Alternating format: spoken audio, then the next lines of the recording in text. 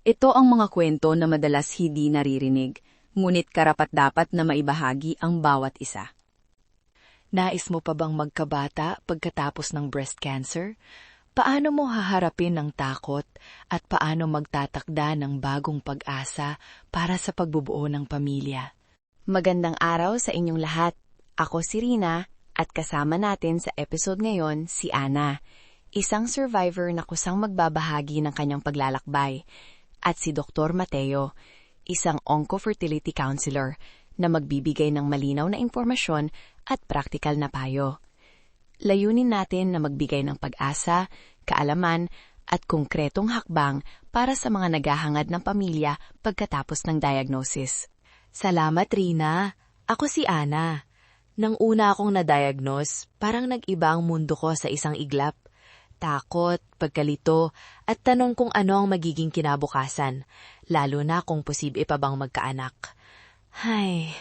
Pero sa pagdaan ng panahon at dahil sa suporta, nagkaroon ako ng plano at pag-asa.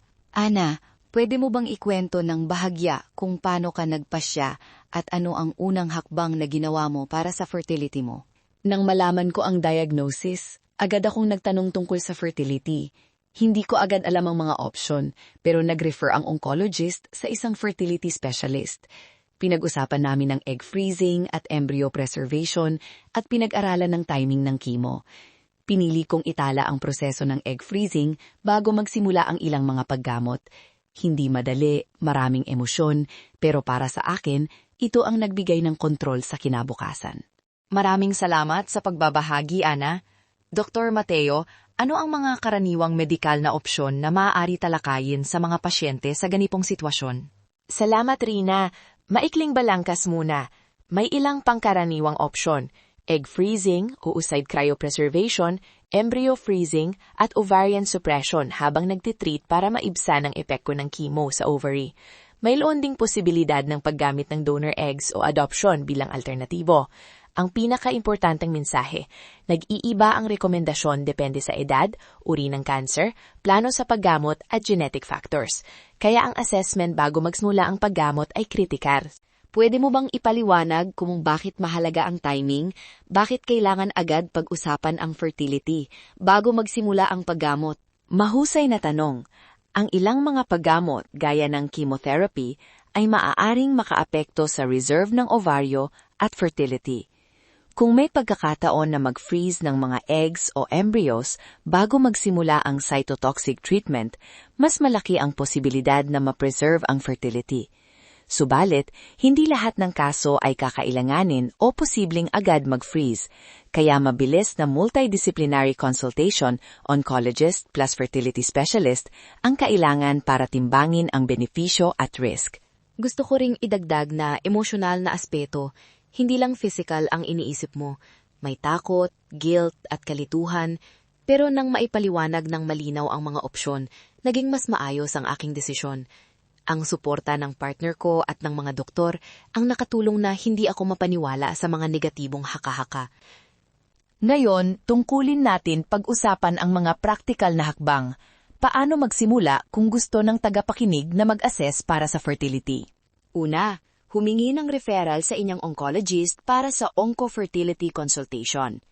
Pangalawa, magpa-assess ng ovarian reserve gamit ang blood tests, AMH, FSH, at ultrasound kapag kinakailangan. Pangatlo, itanong ang timeline ng inyong cancer treatment at kung ano ang nagiging epekto nito sa fertility. Pang-apat, talakayin ang funding at logistics. Ang egg o embryo freezing ay may cost at may insurance coverage o support programs sa ilang ospital at NGO. Huwag mahiyang magtanong tungkol sa mga payment plans at support groups. Ano ang mga tanong na pwede nilang itanong sa doktor kapag nasa consultation sila?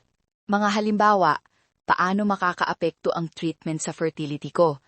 Anong mga opsyon at gaano katagal bago magsimula ang bawat isa? Ano ang mga risk at success rates na maaaring asahan sa aking edad? May mga alternatibong paraan ba kung hindi posible ang sariling conception? Importante ring itanong ang timeline para sa pag-refer at kung may referral sa mga lokal na klinika o NGO na nagbibigay ng financial assistance. Sa practical na bahagi, tumulong din sa amin ng support group. May mga fundraising ideas, shared experiences, at mga listahan ng klinika. Kung naiisip kayo ng financial options, humingi ng payo sa social worker ng ospital o sa mga non-profit na sumusuporta sa cancer patients. Huwag mag-isa sa prosesong ito. Lumipat tayo sa emosyonal na suporta. Paano nakatulong ang pamilya at partner sa inyo? At anong payo ang maibibigay ninyo sa mga nakakaranas ngayon ng matinding takot? Para sa amin, malaking bagay ang pagiging bukas sa damdamin. Nag-usap kami ng totoo, mga takot, pag-asa, at praktikal na plano. Ang counseling para sa mag-partner ay napakalaking tulong para hindi magdulot ng dagdag na stress at para magkaroon ng shared decision-making. Mahalaga ring magkaroon ng sariling coping routines, paglalakad, journaling, o simpleng paghinga kapag sobra ang emosyon. Dagdag ko lang na maraming pasyente ang nakikinabang sa psychological counseling at support groups na nakatutok sa fertility at family building. May mga therapists at social workers na may karanasan sa ganitong transition. Huwag maliitin ang effect ng emosyonal na suporta sa decision-making at sa recovery. Mabilis ang Q&A, mga karaniwang tanong at mabilis na payo. Una, maari ba akong magbuntis pagkatapos ng chemo? Maaring posible, pero depende sa edad, uri ng chemo, at kung nag-preserve ba ng eggs or embryos. Kailangan ng personalized evaluation. Huwag mag-assume, magpakonsulta. Pangalawa, kung hindi kami makapag-freeze bago ang treatment, ano ang mga opsyon? Maaaring pag-usapan ang ovarian suppression, paggamit ng donor eggs o adoption. May iba pang assisted reproductive technologies na pwedeng ikonsidera, depende sa sitwasyon. Lagi kaming nag-e-emphasize ng paliwanag sa mga alternatibo. At panghuli, huwag matakot huminging ng tulong. Para sa akin, ang pinakamagandang payo ay huminga, magtanong, at huwag mawalan ng pag-asa. May mga paraan at maraming tao ang handang tumulong.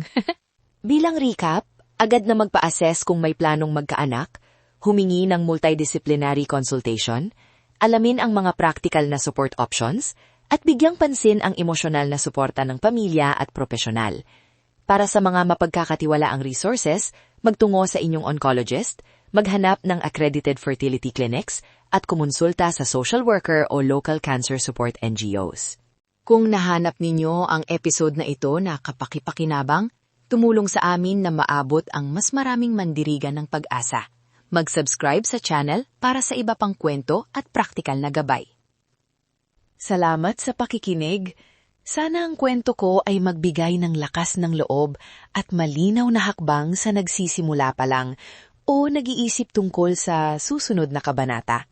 At kung may karagdagang tanong ang mga nakikinig, magtungo sa inyong health team para sa personalized na gabay. Salamat sa pagkakataon na makapagsalita tungkol sa isang napakahalagang bahagi ng survivorship. Habang nagtatapos tayo ngayon, ipaalala natin sa isa't isa na kahit sa pinakamahirap na sandali, ang pag-asa ay palaging nasa abot. Hope is stronger than fear. Screen share, survive. Maraming salamat sa pakikinig. Mag-subscribe para sa higit pang mga kwento ng pag-asa.